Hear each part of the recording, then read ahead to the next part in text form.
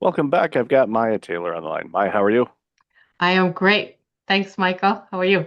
I'm really good and been looking forward to this conversation for a bit now. And it's been this way the whole week. I had conversations I've had. It's like I booked these things, it seems like a year ago, which wasn't that long ago, but still it feels that way just because the way the end of Q3 ended and how Q4 is going, it just feels like time's moving fast, but it's also moving slow. It's a strange sensation for me. But why don't you share a little bit about you and then we'll jump into the conversation. Before I share about me, I want to say I really appreciate being on your show. Um, a lot of the work that you do on culture transformation resonates a lot with me. I did that in my former life, corporate life. Um, Burnout work, um, all your interviews. I haven't listened to all of them, but a lot of them really, really resonate with me. So I appreciate the work that you do. And to any of Michael's listeners, if you haven't done it yet, please go and review, give it 5 stars because I think his work needs to be supported. And I am excited to be here and share some time with you. Thank you so much for that. I appreciate that. So, So, what do good. I do? And how does it potentially fit? I'm a career ownership coach. What does that mean? So I help professionals, um, leaders, whether they come from corporate, most of my clients do, or from the military, or maybe they already have their own business, but I help them kind of review opportunities for their career, either because something isn't working right now, the way they're doing things, and if they continue down this path, it's not going to end well, or they just have a lot more to give and are not living their full potential. Some people are just interested in doing something different, and then I have folks that I work with that are just interested in building additional income streams. So I really help them explore all their options to see if entrepreneurship makes sense, whether that is in a full-time capacity, whether that's in, sideline, side hustle. Some people, it's not a hustle. I don't like that word really, but does entrepreneurship exploration make sense for you right now? Those are the people that I help. It is a complementary coaching journey. So you really have nothing to lose and everything to gain to live up to your fullest potential. Because I think a lot of people, well, we see it, in the results and engagement scores of people working, they're not engaged. Yeah. And and there's a lot of reasons for that. It's not all the employer, but the employer definitely has uh, made a significant contribution to why those numbers are what they are. And I think even going back to the pandemic, it had so many different nicknames, after things opened up, the Great Resignation, the Great Reset, Yep. quiet quitting. We started hearing all these catchphrases. And, for me, I'm looking at them like, okay, what's behind this latest, headline for an article? What is this? What are people feeling? And they feel disconnected. They feel like they don't belong. They feel as if their contribution either A isn't making a difference or is not being recognized, or maybe both. And deep down, maybe they feel like they want to do something different. And I think that's, where, the work that you do is so critically important because we know the backbone of our country is small business. Small businesses, people that launch their own business. And yeah, Yep. some grew up to be gigantic. The big boys used to be a small business. Yeah. Now they're, much bigger than that. But it's one of those things where if you have, I don't necessarily calling, but if there's something in you going, I want to do something different, it's important for you to figure out, not alone, but with someone that can kind of guide you. And that's why the work you do is so critically important because you've helped so many people kind of unpack that because they know they want to do something, they don't know what they want to do. So when you start having a conversation and you start bringing some things out, okay, what did you find interesting, in early days of your career?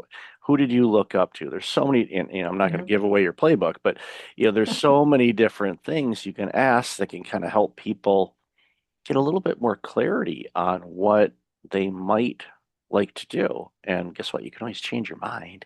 I look back at Right. my career and I go, okay, people ask me, how did you do all those things? It's like, that's a very good question. I have no idea. I just did.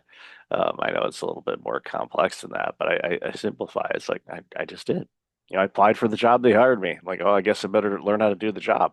And that happened to me more often than not. And talk about stress, like, okay, pressure's on. You got to learn how to do what you said you can do, or you would learn how to do. And I did.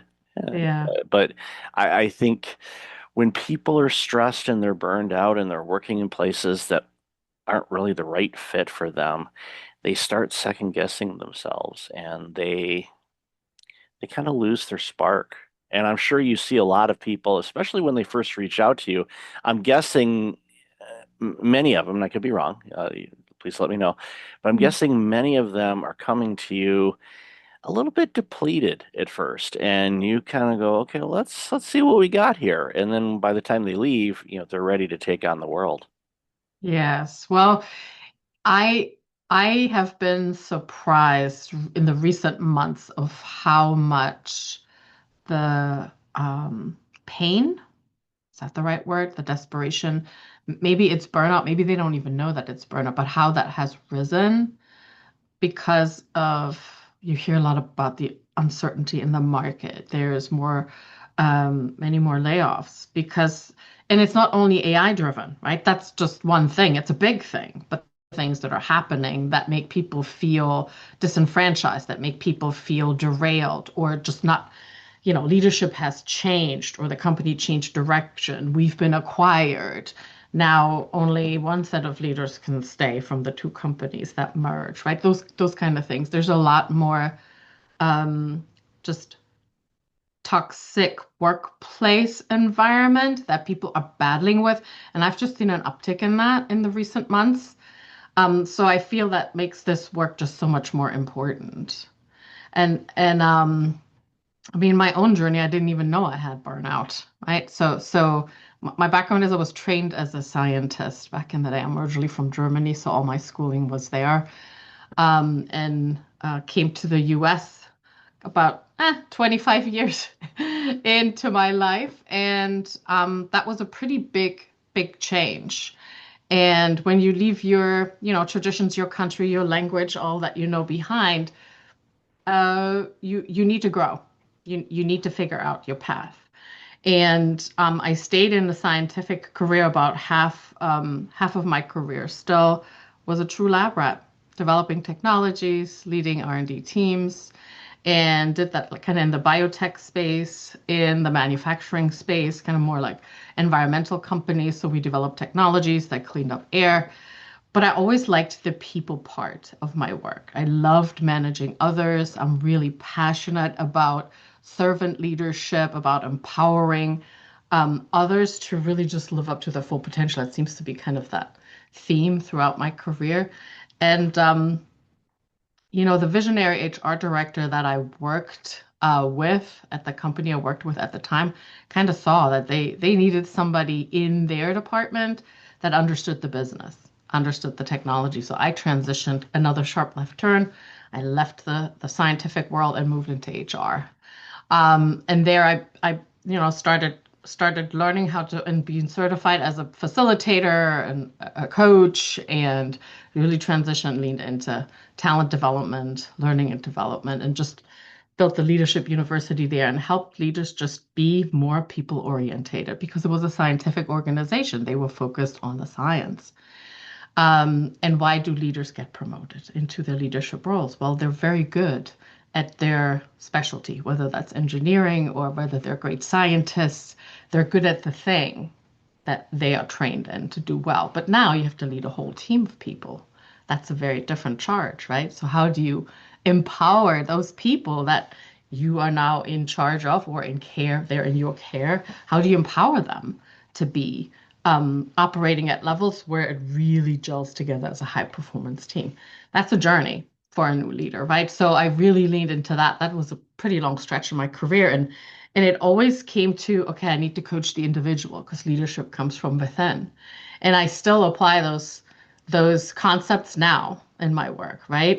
If you want to transition from being an employee, working for someone else, basically, building their vision, their dreams, their equity, their goals, you want to transition into being an entrepreneur, that's a journey. It's a journey of leadership. How do you make that transition? Right? So that's really, I'm super passionate about this because I want people to be self-sufficient, empowered. It would be a much happier place if people can live the purpose that they came here for, right? Instead of being confined by someone else's idea of what that looks like. So I ask questions around what does success look like for you, right? How do you define that? A lot of people come to me, it's like, well, I want financial independence. I want financial freedom. Well, what does that look like to you? It means different things to different people. What's probably the answer I hear most is, well, I want more work-life balance. I don't see the benefit of me moving up the corporate ladder because I would be traveling all the time. I never get to see my kids. They're only young ones. They grow up fast. I hear that a lot, right? I want that balance. I want to spend time with the people that I care about, that I love. I want to contribute to causes that mean something to me, not someone else's. But most people don't really know where to start. If entrepreneurship was easy, everybody would do it, right? So kind of helping them make that transition because it's been so transformational for me. My corporate career was great. Um, but we have lots of different roles as we grow and mature in our career, right? So what is the next step for you is kind of what I would challenge people to think about. Yeah, the stay with one company for 20 something years, get the gold watch is, the Does that still exception. exist? It might. I I don't don't know. know. Yeah, Gold's pretty expensive these days, so right. it may be a silver, it might be silver instead.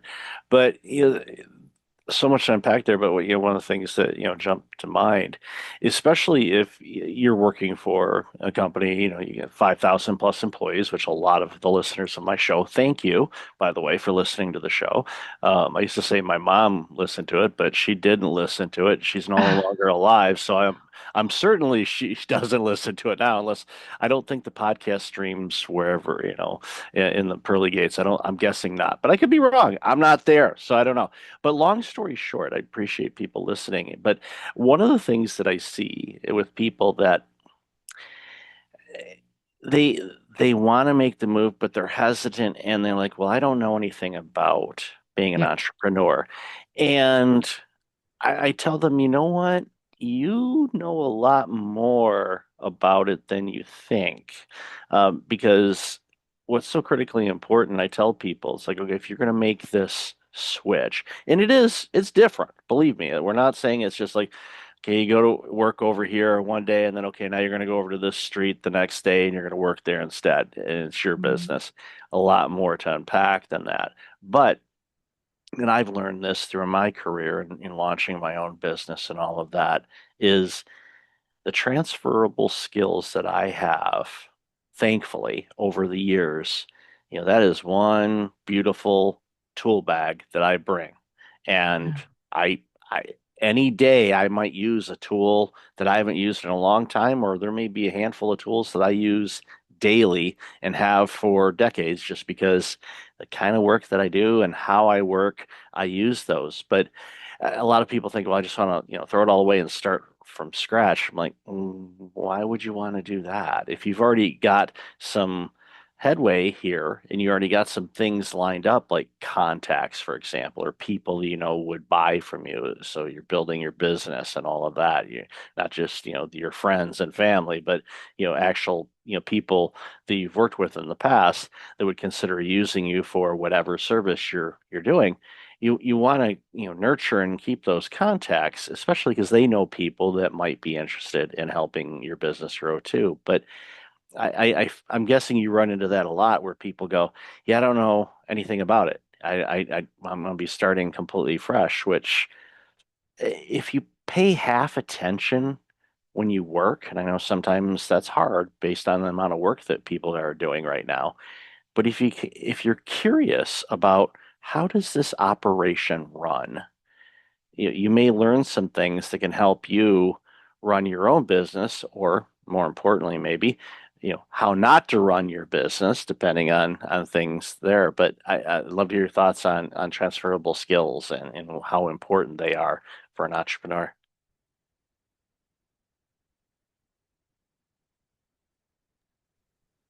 I totally agree with you. Absolutely. That most people don't really know what their skill set is and how it translates into entrepreneurship or business ownership. So I use a couple of assessments to help them see it. That's really the beginning of the work. It's very traditional career coaching, and we use some tools to just help people see with clarity of all the things that they bring to the table, especially if they're, approaching burnout or in a situation that's not ideal. The human mind tends to go into the negative side of thing, and I want them to see how much value they do add, especially if they haven't been appreciated or recognized lately, right? So there are, especially when you come from like, corporate leadership roles, even small businesses, you need to wear a lot of different hats. That is a skill set. If you've ever led others to help them, do their job to their best of their ability, well, you have those training and teaching abilities. That's a skill set. You have leadership abilities. That's a skill set.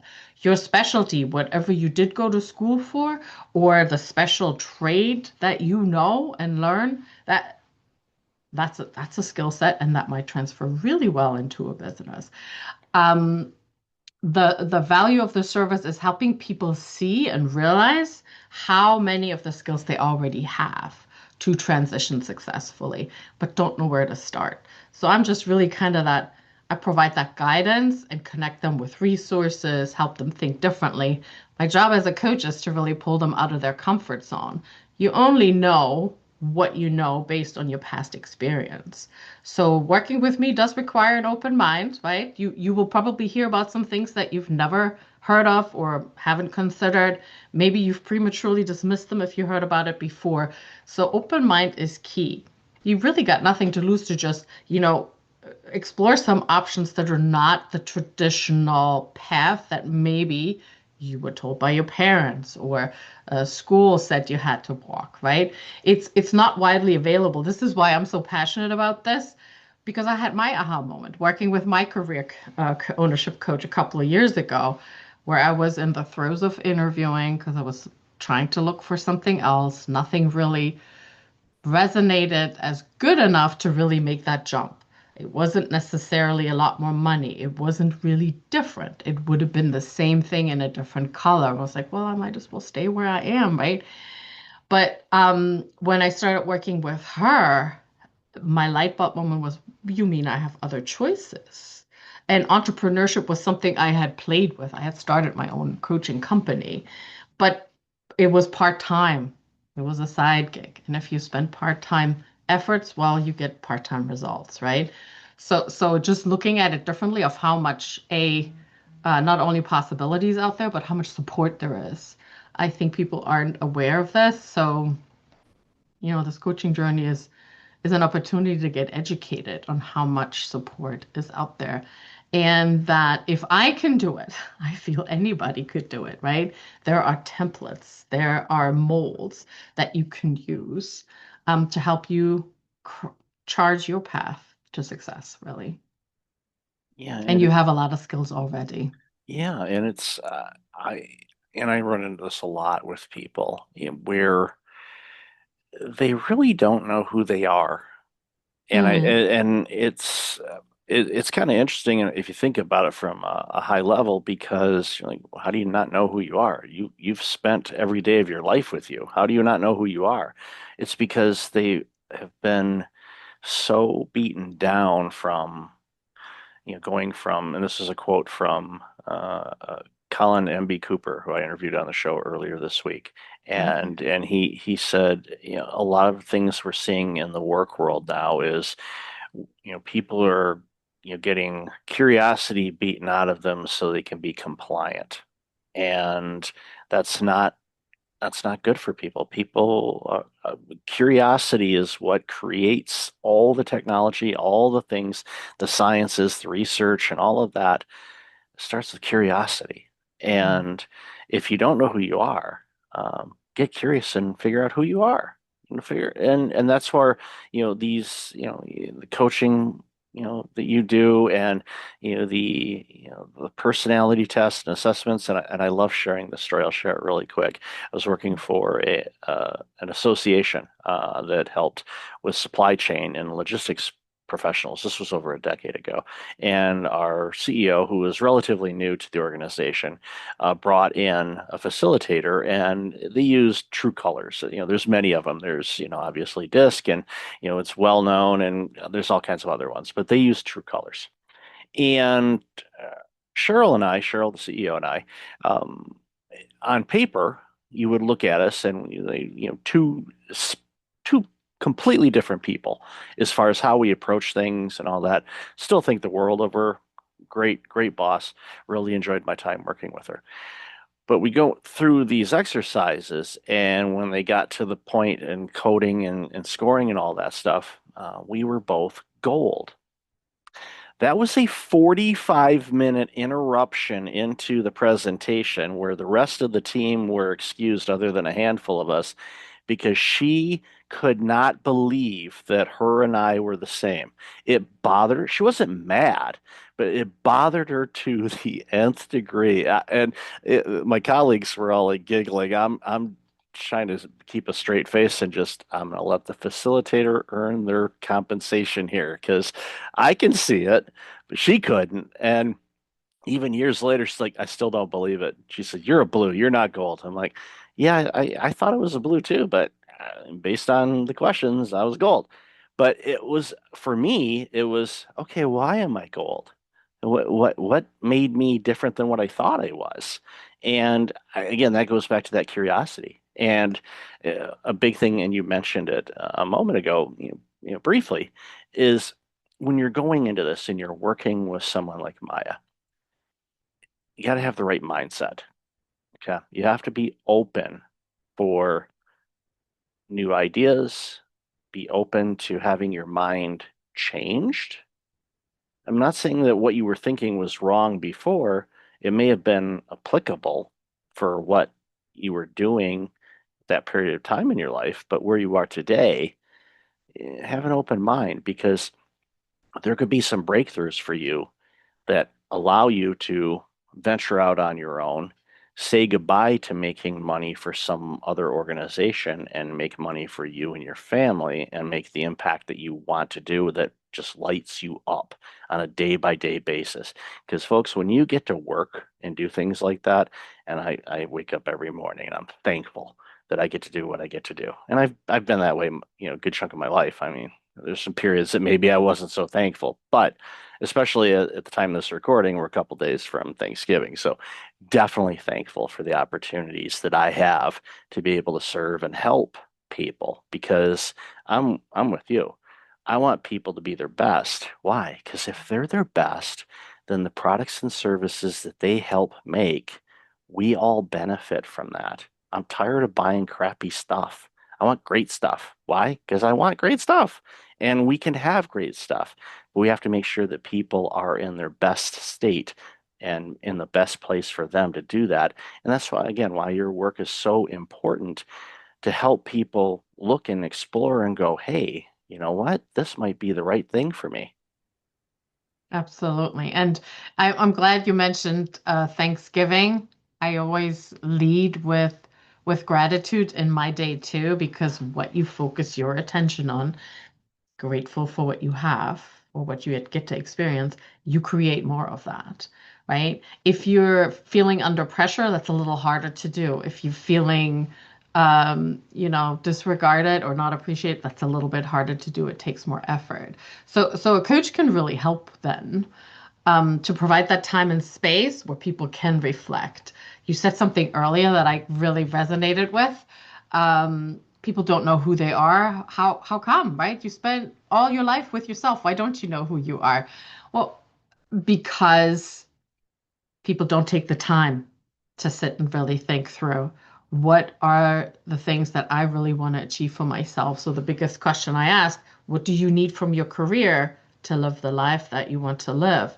A lot of people just drone go in the morning, come back home, rinse, repeat the next day, right? And that's just how things are because there are bills to be paid and I have kids that I need to feed and provide a roof over their head. That's all valid, right? We have bills to pay and things to do in this physical 3D world, but you don't have to lose yourself in the process to do that. So I help people kind of go find back to themselves if they've lost it and really define what those goals are. And only 5% write their goals down. So I'm a big proponent of writing goals down, write the vision down. But those 5% of people, almost all of them, like 98 point some percent, achieve them. The 95% that don't write their goals down and put them in a space where they're constantly reminded of what did I want to achieve? Oh, yeah, that's the thing, right? Um, well, they don't achieve them, right? And if you don't have measurable things in place, which is my role to hold you accountable to your own dreams and goals to make sure you achieve them. It's possible to get there, but you have to take some action. So that exploration of whether self-sufficiency, entrepreneurship, business ownership is for you right now, why not? You really have nothing to lose. So for your listeners, I am giving away a free disc assessment. It's an executive disc assessment with a debrief. That's at least a $200 value. If they reach out to me, whether it's on social media, I'm on LinkedIn, Instagram, Facebook, or go directly on my website, majataylor.com, and book a call. You get that. So that is my appreciation for my clients. And, I want to kind of change the world one leader at a time. And you're changing more than one leader at a time. You've changed a ton of people already and a ton more. So I Yeah. highly encourage everybody to take advantage of that. If anything, just to get a better understanding of who you are. I've done, the DISC assessment.